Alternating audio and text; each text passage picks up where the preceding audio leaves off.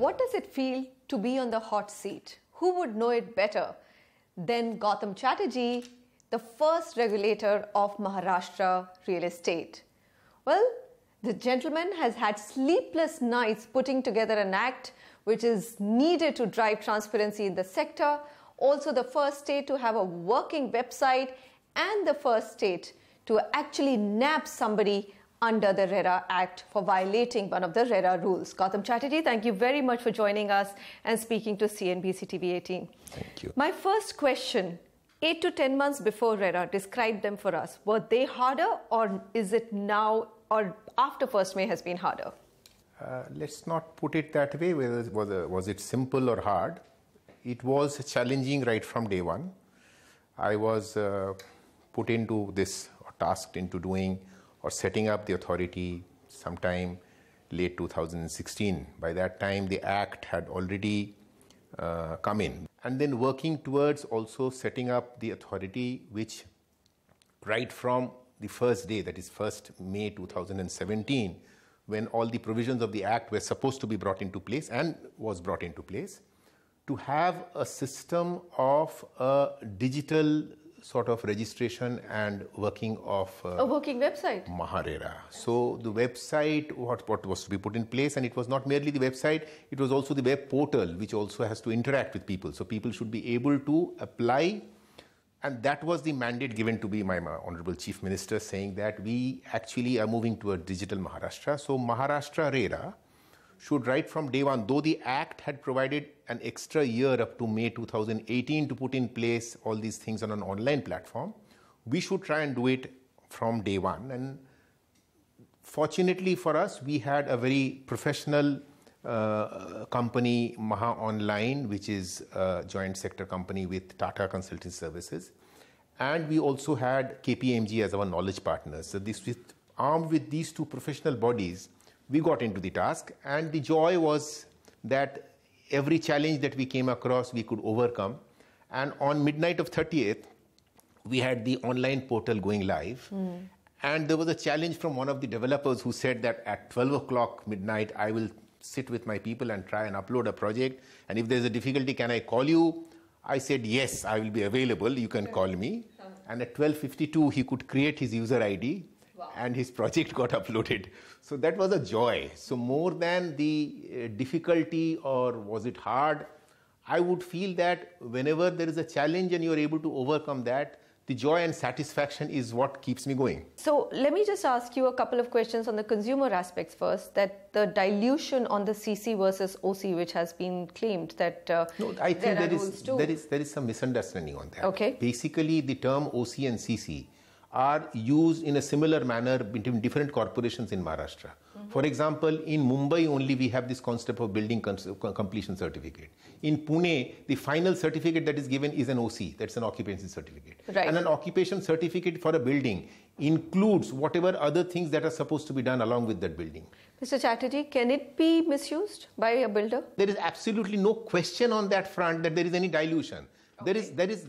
You see, point is these terms of OC, CC, BCC are used by different urban local bodies in a different context under their development control regulation. Right. We are not talking about Maharashtra. In Maharashtra, and therefore our rules and regulations have always used alternately these terms, OC or CC. Okay. Because there are, you see, Pune Corporation, if I am giving you an example, the final certificate for completion of the project is the OC. So where will they get There is no question of any dilution there. I don't think so. There's no dilution. More than 15,000 projects currently ongoing. Would be under the definition of ongoing. Ongoing in Maharashtra. How is it that despite the fact that you had a working website in place, only about 170 have actually got 300. The final number is 300? Today's figure, 312. Okay. 312 to be precise. It's gone up to about 40-50 per day now. Yet the number seems too little, too small. Now the developers, Mr. Chatterjee, say that they claim two things. Number one, that the rules took them some time to understand, the fine print took them some time to understand, paperwork is a lot. Is this excuse valid? I would not say that what they are saying is valid, especially because if there is one of them who was challenging me on 30th April night that I am in readiness, I want to upload my project, and he managed to upload his project without much difficulty. He is on record saying that it took him only 40 minutes to upload his project for registration. And we also could issue him his digitally signed certificate within 2-3 days. I don't see there is any reason for one to say that no, I was still studying the whole project and it took me time and therefore I am still waiting for that. 2-3 things. One is, of course, we are talking about ongoing projects. Now, we were in an unregulated setup where in fact there was no disclosure, or even if there was a disclosure under MOFA, it was only violated. You are moving into suddenly a disclosure which will be a disclosure out in the public domain for everybody to see. Right. You may have been running that project with certain parameters, certain features which have got violated, there are delays and all the stuff. And you are being trying to tell them that now when you come under this regime, they will all be regulated. There has to be fiscal discipline, there has to be an account where 70% money has to get in. Now, obviously, one would feel that if I can actually buy some time, if there is a window of 90 days, can I actually start working on it after the 45th day and then try and put it in place? This could be one of the reasons. I'm sure there will be rush in the last fortnight of this month, but all the projects have no choice but to come and get themselves registered, because beyond 90 days, we'll open up a dedicated email ID where a person as a source informer can inform me that here is a project where third-party rights have got created. I have invested money there. I have actually been promised that a house will come up. Nothing has come up. I can't see that project also listed in your website. So it's an unregistered project, violation of Section 3. So please only take action. then will it open up to a buyer, isn't it? So as of now, help me understand. If a project is registered as a buyer, if I have a problem, or as a I can go and register right away. Now my question to you was, what happens on hugely delayed ongoing projects, right?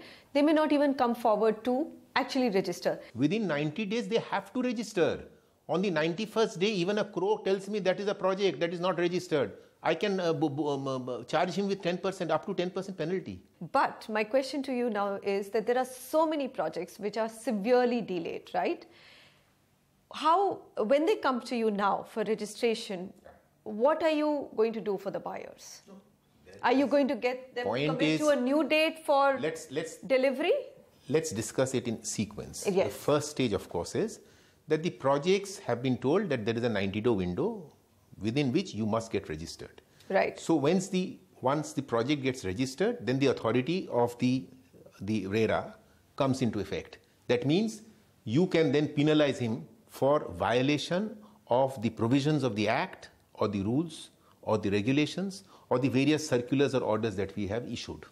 If there is any contravention or violation of any of these 5 against a registered project, then the authority is expected to act on a complaint. So a complaint comes to you saying that this person has done such and such thing. He has delayed, he has done substandard construction, he has done this or whatever. All these aspects that we are talking about fall under some section of these 5 provisions. Sure. So as soon as you are violating any section of the provision, the Act will take into effect those provisions and hear both the sides and pass an order.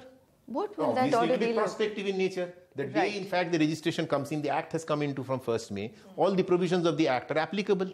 Okay. So there is a section 18 of the Act which says that any project which is delayed, and the delay defined by what you have agreed with him in the agreement. Right. That agreement need not have been signed under this. It may have been signed under MOFA. Right. But an agreement is a legal document signed between 2 people. As per that agreement, if some date was fixed and if there is delay, then the delay is subject to a penal rate of interest for the total amount that has been collected.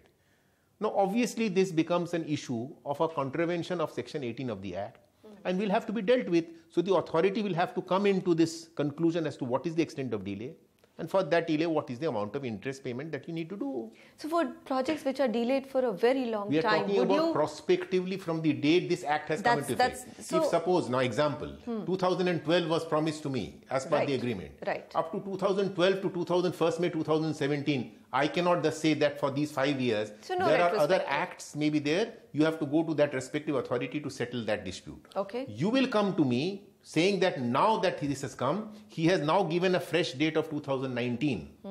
But then he was supposed to give me right on day 1. Right. If suppose that Act, whenever it's come into, from that day till 2019, if I do not withdraw from the project, I'm entitled to an interest.